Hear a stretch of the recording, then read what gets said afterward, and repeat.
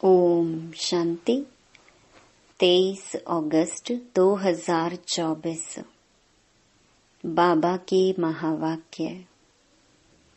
मीठे बच्चे, दुख हरता सुख करता बाप को याद करो तो तुम्हारे सब दुख दूर हो जाएंगे। अंतमति सुगति हो जाएगी। प्रश्न। बाप ने तुम बच्चों को चलते फिरते याद में रहने का डायरेक्शन क्यों दिया है? उत्तर। पहला, क्योंकि याद से ही जन्म जन्मांतर के पापों का बोझ उतरेगा। दूसरा, याद से ही आत्मा सतो प्रधान बनेगी। तीसरा, अभी से याद में रहने का अभ्यास होगा तो अंत समय में एक बाप की याद में रह सकेंगे। अंत के लिए ही गायन है, अंत काल जो स्त्री सिमरे। चौथा, बाप को याद करने से 21 जन्मों का सुख सामने आ जाता है। बाप जैसी मीठी चीज दुनिया में कोई नहीं। इसलिए बाप का डायरेक्शन है, बच्चे चलते फिरते मुझे ही याद करो। ओम शांति। किसकी याद में बैठे हो? यह है प्यारे ते प्यारा संबंध एक के साथ, जो सबको दुखों से छुड़ाने वाला है। बाप बच्चों को देखते हैं तो सब पाप कटते जाते हैं। आत्मा सतो प्रधान तरफ जा रही है। दुख तो अथाह है ना। गाते भी हैं दुख हरता सुख करता। अब बाप तुमको सच सच सब दुखों से छुड़ाने आए हैं। स्वर्ग में दुख का नाम निशान नहीं होता। ऐसे बाप को याद करना बहुत जरूरी है। बाप का बच्चों के प्रति प्यार होता है ना। यह तो तुम जानते हो बाप का किन किन बच्चों पर प्यार है। बच्चों को समझाया है, अपने को आत्मा समझो, देह नहीं समझो। जो अच्छे रतन हैं वह बाप को चलते फिरते याद करते हैं। यह भी क्यों कहते हैं? क्योंकि तुम्हारा जन्म जन्मांतर से पापों का घड़ा भरा पड़ा है। तो इस याद की यात्रा से ही तुम पाप आत्मा से पुण्य आत्मा बन जाएंगे। यह भी तुम बच्चे जानते हो कि यह पुराना तन है। दुख आत्मा को ही मिलता है। शरीर को चोट लगने से आत्मा को दुख फील होता है। आत्मा कहती है, मैं रोगी दुखी हूँ। यह है दुख की दुनिया। कहाँ भी जाओ दुखी दुख है। सुख धाम में तो दुख हो ना सके। दुख का नाम लिया तो गोया तुम दुख धाम में हो। सुख धाम में तो जरा भी दुख नहीं। समय भी बाकी थोड़ा है।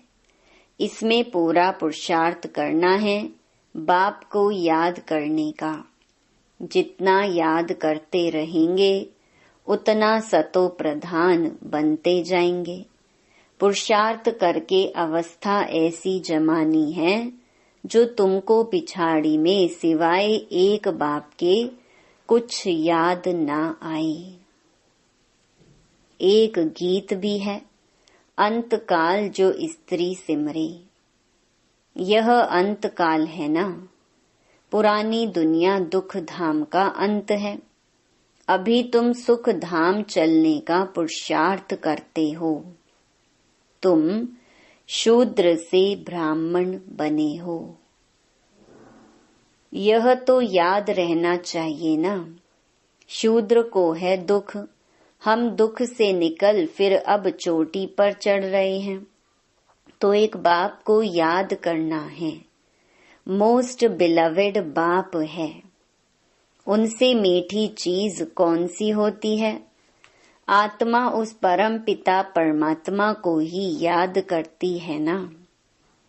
सब आत्माओं का बाप है। उनसे मीठी इस दुनिया में कोई चीज हो ना सके। इतने सब ढेर बच्चे हैं, कितने में याद आते होंगे? सेकंड में। अच्छा, सारी सृष्टि का चक्र कैसे फिरता है? वह भी तुम बच्चों की बुद्धि में अर्थ सहित है। जैसे कोई ड्रामा देख कर आते हैं, कोई पूछेंगे ड्रामा याद है? हाँ कहने से ही सारा बुद्धि में आ जाता है, शुरू से लेकर अंत तक। बाकी वह वर्णन करके सुनाने में तो समय लगेगा। बाबा बेहद का बाबा है।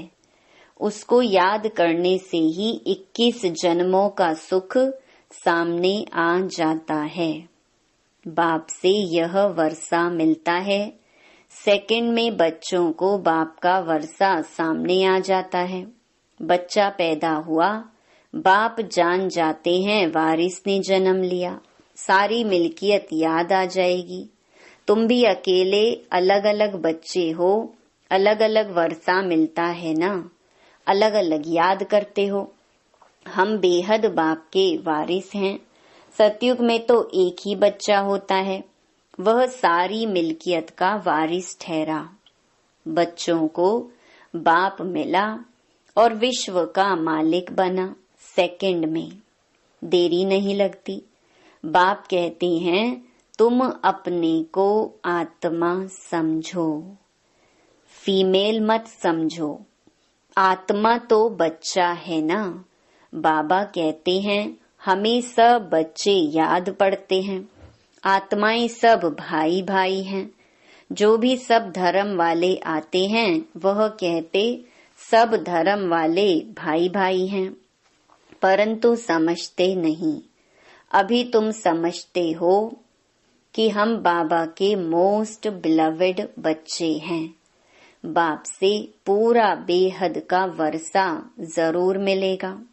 कैसे लेंगे वह भी तुम बच्चों को सेकंड में याद आ जाता है।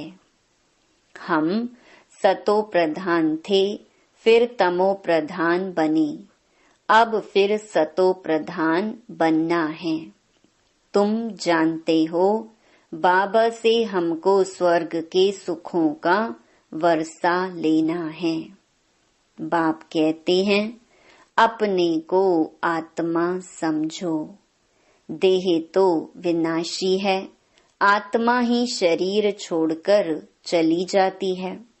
फिर जाकर दूसरा नया शरीर गर्भ में लेती है। पुतला जब तैयार होता है तब आत्मा उसमें प्रवेश करती है, परंतु वह तो है रावण के वश। विकारों के वश जेल में जाते हैं, वहां तो रावण होता ही नहीं, दुख की बात ही नहीं। जब बूढ़े होते हैं तब मालूम पड़ता है अभी यह शरीर छोड़ हम दूसरे शरीर में जाकर प्रवेश करेंगे। वहां तो डर की कोई बात नहीं रहती है। यहाँ तो कितना डरते हैं, वहां निडर होते हैं। बाप तुम बच्चों को अपार सुखों में ले जाते हैं। सतयुग में अपार सुख है, कलयुग में अपार दुख है। इसलिए इसे कहते ही हैं दुख धाम। बाप तो कोई तकलीफ नहीं देते हैं, भल गृहस्थ व्यवहार में रहो, बच्चों को संभालो, सिर्फ बाप को याद करो। गुरु गोसाई सबको छोड़ो, मैं तो सब गुरुओं से बड़ा हूँ ना, वह सब मेरी रचना है, सिवाय मेरे और कोई को पतित पावन नहीं कहेंगे। क्या ब्रह्मा विष्णु शंकर को पतित पावन कहेंगे? नहीं, देवताओं को भी नहीं कह सकते सिवाय मेरे। अभी तुम बच्ची गंगा को पतित पावनी कहेंगे। यह पानी की नदियां तो सदैव बहती हैं, गंगा ब्रह्मपुत्रा आदि भी तो चली आती हैं, इनमें तो स्नान करते ही रहते हैं। बरसात पड़ती तो फ्लड आ जाती है, यह भी दुख हुआ ना, अथाह दुख है। बाढ़ में देखो कितने मनुष्य मर गए। सतयुग में दुख की बात नहीं। जानवरों को भी दुख नहीं होता है, उनकी भी अकाले मृत्यु नहीं होती। यह ड्रामा ही ऐसे बना हुआ है। भक्ति में गाते हैं बाबा, आप जब आएंगे तो हम आपके ही बनेंगे। आते तो है ना, दुख धाम के अंत और सुख धाम के आदि के बीच में ही आएंगे, परंतु यह किसको पता नहीं। सृष्टि की आयु कितनी होती है यह भी नहीं जानते। बाप कितना सहज बतलाते हैं। आगे तुम जानते थे क्या कि सृष्टि चक्र की आयु 5000 वर्ष है? वह तो लाखों वर्ष कह देते हैं। अभी बाप ने समझाया है 1250 वर्ष का हर युग होता है। स्वास्तिका में पूरे 4 भाग होते दिखाते हैं, जरा भी फर्क नहीं होता। विवेक भी कहता है एक्यूरेट हिसाब होना चाहिए। पुरी में भी चावल का हांडा चढ़ाते हैं तो पूरे 4 हिस्से आपे ही हो जाते हैं। ऐसी युक्ति बनाई हुई है। वहाँ चावल बहुत खाते हैं, जगन्नाथ कहो व श्रीनाथ कहो बात एक ही है, दोनों ही काले दिखाते हैं। श्रीनाथ के मंदिर में घी के भंडार होते हैं, सब घी की तली हुई अच्छी अच्छी चीजें मिलती हैं। बाहर में दुकान लग जाते हैं, कितना भोग लगता होगा। सब यात्री जाकर दुकानदारों से लेते हैं। जगन्नाथ में फिर चावल ही चावल होते हैं। वह जगतनाथ, वह श्रीनाथ। सुख धाम और दुख धाम को दिखाते हैं। श्रीनाथ सुख धाम का था, वह दुख धाम का।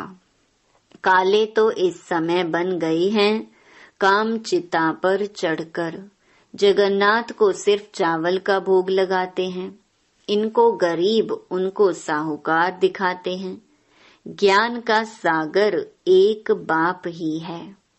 भक्ति को कहा जाता है अज्ञान, उनसे कुछ मिलता नहीं। वहाँ सिर्फ गुरु लोगों की आमदनी बहुत होती। होशियार होगा, उनसे कोई सीखेगा तो वह कहेंगे यह हमारा गुरु है, उसने हमको यह सिखाया है। वह सब जिस्मानी हैं, जन्म लेने वाले। अभी तुम्हारे साथ कौन है? विचित्र बाप। वह कहते हैं यह मेरा शरीर नहीं है। यह तुम्हारे इस दादा का शरीर है जिसने पूरे 84 जन्म लिए हैं। इनके बहुत जन्मों के अंत में मैं इसमें प्रवेश होता हूँ। तुमको सुख धाम ले जाने, इसको गौ मुख भी कह देते हैं। गौमुख पर कितना दूर दूर से आते हैं। यहाँ भी गौमुख है। पहाड़ से पानी तो जरूर आएगा। कुएं में भी रोज रोज पानी पहाड़ से आता है, वह कभी बंद नहीं होता। पानी आता ही रहता है। कहाँ से भी नाला निकला तो उनको गंगा जल कह देंगे। वहां जाकर स्नान करते हैं, गंगा जल समझते हैं, लेकिन पतित से पावन इस पानी से थोड़े ही बनेंगे। बाप कहते हैं पतित पावन मैं हूँ। हे आत्माएं, माँ में कम याद करो। देह सहित देह के सभी संबंध छोड़ अपने को आत्मा समझकर मुझे याद करो, तो तुम्हारे जन्म जन्मांतर के पाप भस्म हो जाएं। बाप तुमको जन्म जन्मांतर के पापों से छुड़ाते हैं। इस समय तो दुनिया में सभी पाप करते रहते हैं। कर्म भोग है ना। अगले जन्म में पाप किया है, 63 जन्म का हिसाब किताब है। थोड़ी थोड़ी कला कम होती जाती है, जैसे चंद्रमा की कलाएं कम होती है ना। यह फिर है बेहद का दिन रात। अभी सारी दुनिया पर, उसमें भी खास भारत पर राहु की दशा बैठी हुई है। राहु का ग्रहण लगा हुआ है। अभी तुम बच्चे श्याम से सुंदर बन रहे हो, इसलिए श्री कृष्ण को भी श्याम सुंदर कहते हैं। सचमुच काला बना देते हैं। काम चिता पर चढ़े हैं तो निशानी दिखा दी है, परंतु मनुष्यों की बुद्धि कुछ चलती नहीं। एक सांवरा दूसरा गोरा कर देते हैं। अभी तुम गोरा बनने का पुरुषार्थ कर रही हो। सतो प्रधान बनने का पुरुषार्थ करेंगे तब तो बनेंगे ना। इसमें तकलीफ की बात नहीं। यह ज्ञान अभी तुम सुनते हो, फिर प्रलोप हो जाता है। बल गीता पढ़कर सुनाएंगे, परंतु यह ज्ञान तो सुना ना सके। वह हुआ भक्ति मार्ग के लिए पुस्तक। भक्ति मार्ग के लिए ढेर सामग्री है, ढेर शास्त्र हैं। कोई क्या पढ़ते, कोई क्या करते। राम के मंदिर में भी जाते हैं। राम को भी काला कर दिया है। विचार करना चाहिए कि काला क्यों बनाते हैं।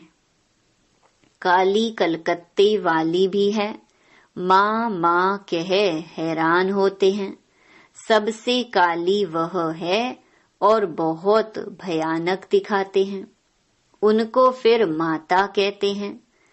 तुम्हारे यह ज्ञान बाण, ज्ञान कटारी आदि हैं, तो उन्होंने फिर हथियार दे दिए हैं। वास्तव में काली पर पहले मनुष्यों की बलि चढ़ाते थे। अभी गवर्नमेंट ने बंद कर दिया है। आगे सिंध में देवी का मंदिर नहीं था। जब बॉम्ब फटा तो एक ब्राह्मण बोला, काली ने हमें आवाज दिया है, हमारा मंदिर है नहीं, जल्दी बनाओ, नहीं तो और भी बम फटेंगे। बस ढेर पैसे इकट्ठे हो गए, मंदिर बन गया। अभी देखो ढेर मंदिर हैं, कितनी जगह भटकते हैं। बाप तुमको इन सब बातों से छुड़ाने के लिए समझाते हैं, किसकी ग्लानि नहीं करते हैं। बाप ड्रामा समझाते हैं। यह सृष्टि चक्र कैसे बना हुआ है। जो कुछ तुमने देखा वह फिर होगा। जो चीज नहीं है वह बनती है। तुम समझ गए हो हमारा राज्य था, वह हमने गंवाया है। अब फिर बाप कहते हैं, बच्चे नर से नारायण बनना है तो पुरुषार्थ करो। भक्ति मार्ग में तुम बहुत कथाएं सुनते आए हो। अमर कथा सुनी, फिर कोई अमर बने। किसको ज्ञान का तीसरा नेत्र मिला। यह बाप बैठकर समझाते हैं, इन आँखों से कुछ भी इविल ना देखो। सिविल आँखों से देखो, क्रिमिनल से नहीं। इस पुरानी दुनिया को ना देखो, यह तो खलास हो जानी है। बाप कहते हैं, मीठे मीठे बच्चों, हम तुमको राज्य देकर जाते हैं 21 जन्म के लिए। वहाँ और कोई का राज्य होता नहीं, दुख का नाम नहीं। तुम बड़े सुखी और धनवान होते हो। यहाँ तो मनुष्य कितना भूख मरते रहते हैं। वहाँ तो सारे विश्व में तुम राज्य करते हो। कितनी थोड़ी जमीन चाहिए, छोटा बगीचा, फिर वृद्धि होते होते कलयुग अंत तक कितना बड़ा हो जाता है। और 5 विकारों की प्रवेशता के कारण वह कांटों का जंगल बन जाता है। बाप कहते हैं, काम महाशत्रु है। इनसे तुम आदि मध्य अंत दुख पाते हो। ज्ञान और भक्ति को भी अब तुमने समझा है। विनाश सामने खड़ा है, इसलिए अब जल्दी जल्दी पुरुषार्थ करना है, नहीं तो पाप भस्म नहीं होंगे। बाप की याद से ही पाप कटेंगे। पतित पावन एक बाप ही है। कल्प पहले जिन्होंने पुरुषार्थ किया है, वह करके ही दिखाएंगे। ठंडे मत बनो, सिवाय एक बाप के और कोई को याद ना करो। सब दुख देने वाले हैं। जो सदा सुख देने वाला है, उनको याद रखो। इसमें गफलत नहीं करनी है। याद नहीं करेंगे तो पावन कैसे बनेंगे। अच्छा, मीठे मीठे सिकिलधे बच्चों प्रति माता पिता बाप दादा का याद प्यार और गुड मॉर्निंग। रूहानी बाप की रूहानी बच्चों को नमस्ते। धारणा के लिए मुख्य सार। पहला, इन आँखों से इविल बुरा नहीं देखना है। बाप ने जो ज्ञान का तीसरा नेत्र दिया है, उस सिविल नेत्र से ही देखना है। सतो प्रधान बनने का पूरा पुरुषार्थ करना है। दूसरा, गृहस्थ व्यवहार को संभालते हुए प्यारी चीज बाप को याद करना है। अवस्था ऐसी जमानी है जो अंत काल में एक बाप के सिवाय दूसरा कुछ भी याद ना आए। वरदान, अपनी श्रेष्ठ वृत्ति द्वारा विश्व का वातावरण परिवर्तन करने वाले आधार मूर्त भव। आप बच्चे सिर्फ अपने जीवन के लिए आधार नहीं हो, लेकिन विश्व की सर्व आत्माओं के आधार मूर्त हो। आपकी श्रेष्ठ वृत्ति से विश्व का वातावरण परिवर्तन हो रहा है। आपकी पवित्र दृष्टि से विश्व की आत्माएं और प्रकृति दोनों पवित्र बन रही हैं। दृष्टि से सृष्टि बदल रही है। आपके श्रेष्ठ कर्मों से श्रेष्ठाचारी दुनिया बन रही है। अभी जब आप इतनी बड़ी जिम्मेवारी के ताजधारी बनते हो, तब भविष्य में ताज तख्त मिलता है। स्लोगन, सर्वशक्तिमान बाप को अपना साथी बना लो तो कोई भी विघ्न आपको रोक नहीं सकता। ओम शांति।